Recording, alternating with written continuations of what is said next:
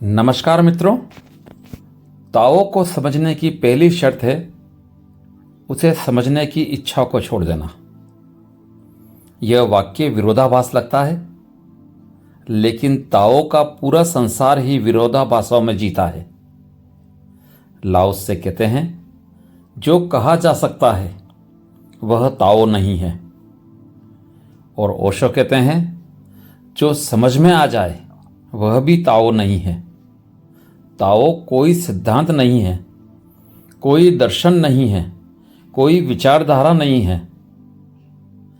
ताओ जीवन की वह धड़कन है जो बिना पूछे चलती रहती है। नदी को यह नहीं सिखाया जाता कि बहना कैसे है। फूल को यह नहीं बताया जाता कि खुशबू कैसे फैलानी है। सूरज को यह नहीं समझाया जाता कि रोशनी कैसे देनी है।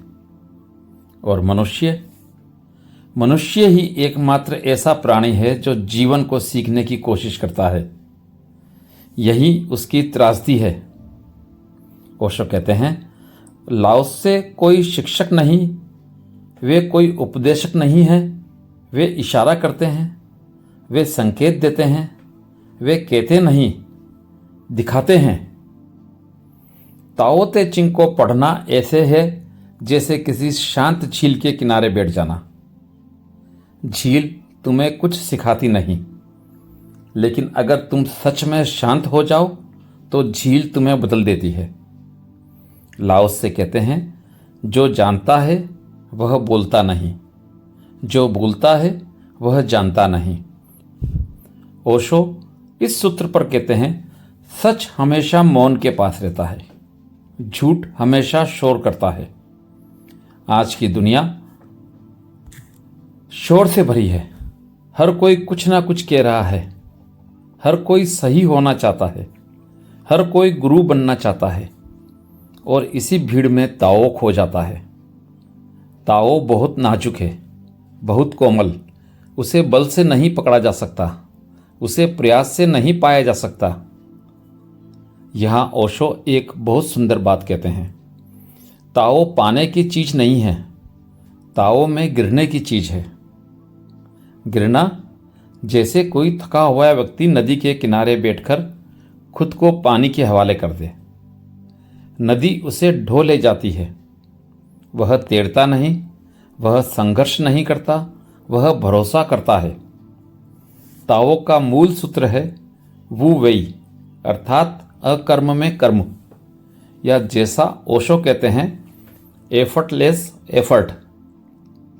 ऐसा कर्म जिसमें करने वाला नहीं है, ऐसा जीवन जिसमें अहंकार नहीं है। हमने जीवन को बहुत गंभीर बना लिया है। हम हर काम को बोझ बना लेते हैं। हमें लगता है अगर मेहनत नहीं होगी तो कुछ मिलेगा नहीं। लाओस से कहते हैं, प्रकृति को देखो, वहां कोई मेहनत नहीं करता, फिर भी सब कुछ हो रहा है। पेड़ फल दे रहा है बिना प्लान के, पक्षी गा रहा है बिना रियाज के, बादल बरस रहा है बिना लक्ष्य के। और मनुष्य, वह हर चीज को कंट्रोल करना चाहता है। यही उसका दुख है। ओशो कहते हैं, ताओ नियंत्रण नहीं है, ताओ भरोसा है। जब तुम नियंत्रण छोड़ते हो तभी जीवन तुम्हें अपनाता है। लेकिन नियंत्रण छोड़ना आसान नहीं है, क्योंकि नियंत्रण छोड़ते ही डर आता है। डर आता है, अगर मैंने छोड़ दिया तो क्या होगा? अगर मैं ढीला पड़ गया तो जीवन मुझे कुचल देगा। लाओस से मुस्कुराते हैं। वे कहते हैं, जो नरम है वही जीवित रहता है, जो कठोर है वह टूट जाता है। पेड़ की सूखी डाल सबसे पहले टूटती है। नवजात शिशु सबसे अधिक नरम होता है और सबसे अधिक जीवित। ओशो कहते हैं, कठोर आदमी जल्दी मर जाता है, नरम आदमी जीवन में गहरे उतरता है। ताओ का अर्थ है जीवन के साथ लड़ना नहीं, जीवन के साथ बहना। लेकिन बहना भी कोई तकनीक नहीं है। जैसे ही तुम बहने की कोशिश करते हो, वह कोशिश बन जाती है और ताओ खो जाता है। यही सबसे गहरी बात है। ताओ को पाने की कोशिश ही ताओ से दूर ले जाती है। ओशो कहते हैं, ध्यान कोई अभ्यास नहीं है, ध्यान कोई विधि नहीं है, ध्यान एक अनघटित स्थिति है। जब तुम कुछ नहीं कर रहे होते हो, जब तुम कुछ नहीं जा रहे होते हो, जब तुम कहीं नहीं जा रहे होते, जब तुम किसी को साबित नहीं कर रहे होते, तभी ध्यान करता है।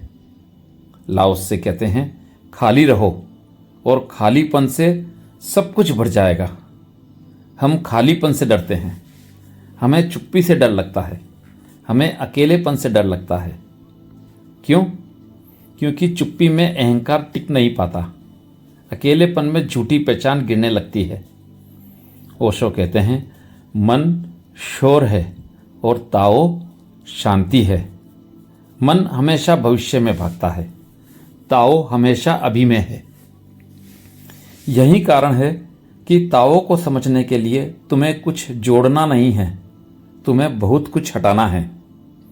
विचार हटाओ, इच्छाएं हटाओ, डर हटाओ और अंत में अपने आप को हटाओ। लाओस से कहते हैं, जब मैं नहीं होता तभी ताओ होता है। यह वाक्य खतरनाक है। अहंकार इसे सुनकर कांपता है, क्योंकि अहंकार का पूरा अस्तित्व ही मैं पर टिका है। ओशो कहते हैं, धर्म अहंकार की मृत्यु है और ताओ अहंकार की अंतिम विदाई। ताओ ते चिंग कोई किताब नहीं है, यह एक दर्पण है। अगर तुम इसमें झांकते हो तो तुम खुद को खो सकते हो, और अगर तुम खुद को खोने को तैयार नहीं हो तो ताओ ते चिंग तुम्हारे लिए सिर्फ शब्दों की किताब रह जाएगी। लाओस से कहते हैं, जो खोने को तैयार है वही पाने योग्य है, और यहीं से एक बहुत सूक्ष्म परिवर्तन होता है।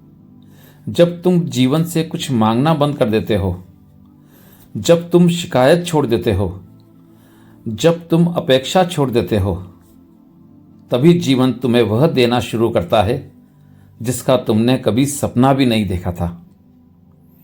ओशो कहते हैं, ताओ कोई मंजिल नहीं है, ताओ चलना भी नहीं है, ताओ बस होना है।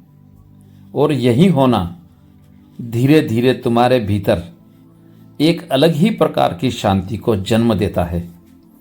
एक ऐसी शांति जो निर्भर नहीं करती परिस्थितियों पर, लाभ हानि पर, सफलता असफलता पर। एक ऐसी शांति जो निर्भर नहीं करती परिस्थितियों पर, लाभ हानि पर, सफलता असफलता पर। और यही वह बिंदु है जहां लाओस से आधुनिक मनुष्य से बिल्कुल उलट खड़े दिखाई देते हैं। आधुनिक मनुष्य कहता है, पहले सब ठीक हो जाए फिर मैं शांत होऊंगा। लाओस से कहते हैं, पहले तुम शांत हो जाओ फिर सब ठीक अपने आप होने लगेगा। ओशो कहते हैं, ताओ में कारण और परिणाम की रेखा उल्टी हो जाती है। यहाँ पहले परिवर्तन भीतर होता है, फिर बाहर की दुनिया उसका प्रतिबिंब बनती है। लेकिन मन इस बात को स्वीकार नहीं करता। मन कहता है, नहीं, पहले पैसा आए फिर शांति, पहले संबंध ठीक हो फिर आनंद, पहले बीमारी जाए फिर मौन। ताओ कहता है, मौन पहले, आनंद पहले, स्वीकृति पहले। और यही स्वीकृति सबसे कठिन है, क्योंकि स्वीकृति का अर्थ है जो है उसे जैसा है वैसा स्वीकार करना। लाओस से कहते हैं, जो है वही पर्याप्त है। ओशो इस सूत्र को बहुत गहराई से खोलते हैं। वे कहते हैं, अपर्याप्तता की भावना ही दुख की जड़ है। जैसे ही तुम कहते हो कुछ कमी है, तुम ताओ से बाहर चले जाते हो। ताओ में कोई कमी नहीं है, ताओ में कुछ भी अधूरा नहीं है। अधूरापन केवल तुलना से पैदा होता है। तुम किसी और की जिंदगी को देखते हो और अपनी जिंदगी छोटी लगने लगती है। तुम किसी और की सफलता देखते हो और अपने कदम भारी हो जाते हैं। लाओस से कहते हैं, जो तुलना करता है वह अपने केंद्र से गिर जाता है। ओशो कहते हैं ताओ व्यक्तिगत है, लेकिन व्यक्तिगत अर्थ में नहीं, यह तुम्हारे स्वभाव से जुड़ा है। हर व्यक्ति का ताओ अलग तरह से बहता है। जैसे हर नदी समुद्र की ओर जाती है, लेकिन हर नदी का रास्ता अलग होता है। कोई पहाड़ों से उतरती है, कोई मैदानों में फैलती है, कोई चुपचाप बहती है, कोई शोर करती हुई। लाओस से कहते हैं अपने स्वभाव को पहचानो, दूसरे बनने की कोशिश मत करो। यही सबसे बड़ी हिंसा है, अपने स्वभाव के विरुद्ध जीना। ओशो कहते हैं धर्म आत्महत्या नहीं है, धर्म आत्म स्वीकृति है। लेकिन समाज हमें बचपन से सिखाता है ऐसे मत बनो, वैसे बनो, यह ठीक नहीं है, वह सही है। तुलना, अनुकरण, प्रतिस्पर्धा, और धीरे धीरे हम अपने ताव से कट जाते हैं। हम नकली हो जाते हैं, हम अभिनय करने लगते हैं। लाओस से कहते हैं सच्चा आदमी अभिनय नहीं करता, वह जैसा है वैसा ही है। ओशो कहते हैं साधु का अर्थ त्यागी नहीं है, साधु का अर्थ है जो सच्चा है।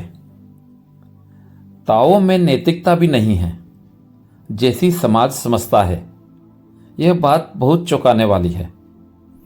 लाओस से कहते हैं जब ताओ खो जाता है तब नैतिकता पैदा होती है, अर्थात जब भीतर से सहजता चली जाती है तब नियम बनाए जाते हैं। ओशो कहते हैं नियम बीमार समाज का लक्षण है। स्वस्थ व्यक्ति को नियमों की जरूरत नहीं होती। फूल को कोई नियम नहीं बनाता कि कब खिलना है। पक्षी को कोई धर्मशास्त्र नहीं सिखाता कि कब गाना है। लेकिन मनुष्य को हर चीज सिखानी पड़ती है, क्योंकि वह अपने ताओ से दूर हो चुका है। ताओ का अर्थ है अपने भीतर के नैसर्गिक बोध पर भरोसा। लेकिन भरोसा तभी आता है जब अहंकार कमजोर पड़ता है। अहंकार हमेशा नियंत्रण चाहता है। वह कहता है मैं जानता हूं, मैं तय करूंगा, मैं सही हूं। लाओस से कहते हैं जो खुद को जानता है वह विनम्र हो जाता है। ओशो कहते हैं विनम्रता कोई गुण नहीं है, यह अहंकार के अभाव की छाया है। ताओ में कोई ऊंचा नीचा नहीं है, न कोई श्रेष्ठ है न कोई हीन। लाओस से कहते हैं महान वही है जो खुद को महान नहीं मानता। और यही कारण है कि लाओस से इतिहास में सबसे शांत क्रांतिकारी हैं। वे सत्ता के खिलाफ नहीं चिल्लाते, वे सत्ता को अप्रासंगिक नहीं बना देते हैं। ओशो कहते हैं ताओ विद्रोह नहीं है, ताओ अतिक्रमण है। जब तुम भीतर से स्वतंत्र हो जाते हो तो बाहर की जंजीरें अपने आप ढीली पड़ जाती हैं। ताओ ते चिंग में एक बहुत सुंदर सूत्र है, खाली पात्र सबसे उपयोगी होता है। घड़ा मिट्टी से नहीं बनता, घड़ा खालीपन से काम का होता है। ओशो कहते हैं तुम्हारी उपयोगिता तुम्हारे खालीपन में है, तुम्हारी भीड़ में नहीं। लेकिन हम बढ़ते चले जाते हैं, जानकारी से, विचारों से, पहचान से, नाम से। ताओ कहता है खाली हो जाओ। खाली होने का अर्थ शून्य होना नहीं है, खाली होने का अर्थ है अनावश्यक को गिरा देना। जब तुम खाली होते हो तब जीवन तुम्हारे भीतर बिना किसी रुकावट के बहता है, और तब कर्म भी बदल जाता है। तब तुम काम करते हो लेकिन करने वाला नहीं होते। ओशो कहते हैं ताओ का आदमी काम करता है लेकिन पीछे मुड़कर नहीं देखता। वह परिणाम से बंधा नहीं होता, वह सफलता में फूलता नहीं, वह असफलता में टूटता नहीं, क्योंकि वह जानता है सब ताओ की लहरें हैं, कभी ऊंची कभी नीची। लाओस से कहते हैं जो ताओ को जानता है वह जीवन को गंभीर नहीं लेता। यह बहुत महत्वपूर्ण है। गंभीरता आध्यात्मिकता नहीं है, गंभीरता अहंकार की बीमारी है। ओशो हंसते हुए कहते हैं, बुद्ध गंभीर नहीं थे, लाओत्से गंभीर नहीं थे, यीशु गंभीर नहीं थे, लेकिन उनके अनुयायी बहुत गंभीर हो गए। ताओ में हंसी है, ताओ में खेल है, ताओ में सहजता है, और जब जीवन खेल बन जाता है तब बोझ अपने आप गिर जाता है। यहीं से मृत्यु का भय भी गिरने लगता है, क्योंकि जो ताओ में जीता है वह जानता है मृत्यु भी उसी प्रवाह का हिस्सा है। लाओस से कहते हैं, जीवन और मृत्यु एक ही नदी के दो किनारे हैं। ओशो कहते हैं, ताओ का आदमी मरता नहीं, वह बस रूप बदलता है। और जब यह समझ भीतर उतरती है तो एक गहरी निश्चिंतता जन्म लेती है। न भविष्य का डर, न अतीत का बोझ, सिर्फ यह क्षण पूरा, पर्याप्त, सजीव। और धीरे धीरे तुम पाते हो कि तुम कुछ नहीं कर रहे हो, फिर भी बहुत कुछ घट रहा है। जीवन अपने आप तुम्हारे माध्यम से बहने लगा है। यह यात्रा आपको कैसी लगी कमेंट करके ज़रूर बताएं।